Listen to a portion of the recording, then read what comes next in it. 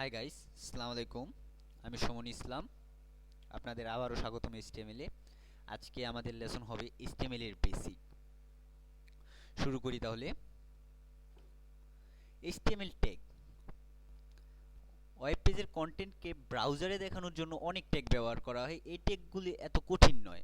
যেমন কোনো লেখাকে বোল্ড করতে হলে বি ট্যাগ, আন্ডারলাইন করার জন্য ইউ ট্যাগ ব্যবহার করতে হয়। এগুলাই মূলত এইচটিএমএল ট্যাগ। ট্যাগ বলতে আমরা কি বুঝি? ট্যাগ বলতে আমরা বুঝি ওয়েব পেজের কন্টেন্টকে ব্রাউজারে দেখানোর জন্য যে ফর্মুলাটা ইউজ করা হয় ওইটাই আসলে এইচটিএমএল ট্যাগ। এখানে আপনার যেমন আছে বোল্ড করার জন্য বি, এটা একটা ট্যাগ, আন্ডারলাইন করার জন্য ইউ, ওইটা আরেকটা ট্যাগ। এমন আরও অনেক ট্যাগ আছে। তার মধ্যে আপনার আছে bracket tag, horizontal, image, input, output, এইগুলা। আমরা অত বিস্তারিত ওইগুলা তত একটা দরকার না।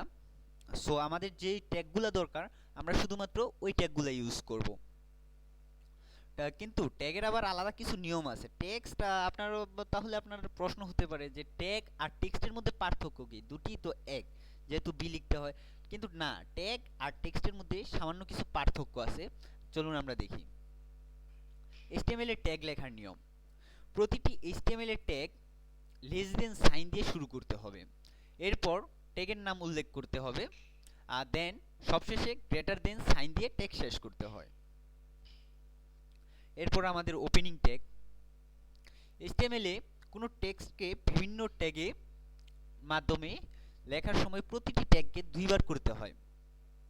আপনার এই দুইবার করার মানে হলো প্রথমে আপনি ওপেনিং করবেন, দেন আপনি ক্লোজ করবেন। আর যদি আপনার টেক্সট আরম্ভ করার আগে আপনার ওপেনিং ট্যাগ ডিক্লেয়ার করতে হবে এবং টেক্সটটি শেষ হওয়ার সাথে সাথে আপনার ক্লোজিং ট্যাগ ডিক্লেয়ার করতে হবে। আনলেস আপনার সেই প্রোগ্রামিংটা চলতেই থাকবে, কন্টিনিউ থাকবে। এই জন্য আপনাকে ক্লোজিং ট্যাগ দিয়ে আপনার কাজটি শেষ হয়েছে বোঝাতে হবে।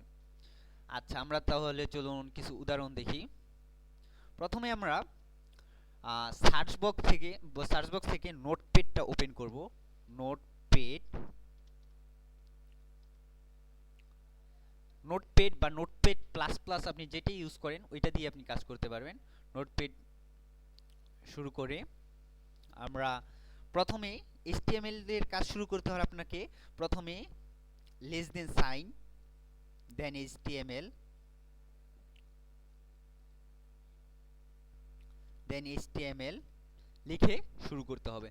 এবং এর জন্য আপনার ক্লোজিং ট্যাগ ইউজ করতে আবার এটা আমি শুরু করার জন্য আমি লেস দেন সাইন, তারপর ট্যাগের নাম, তারপর আমি গ্রেটার দেন সাইন ইউজ করছি। এখন আমি ক্লোজ করব এই ট্যাগটাকে, তাহলে আমাকে লিখতে হবে less than sign slash HTML then greater than sign.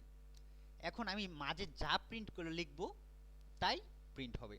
যেমন আমাদের এবার আমরা লিখি, এটা যেহেতু আমাদের প্রথম প্রোগ্রাম, সো আমরা লিখি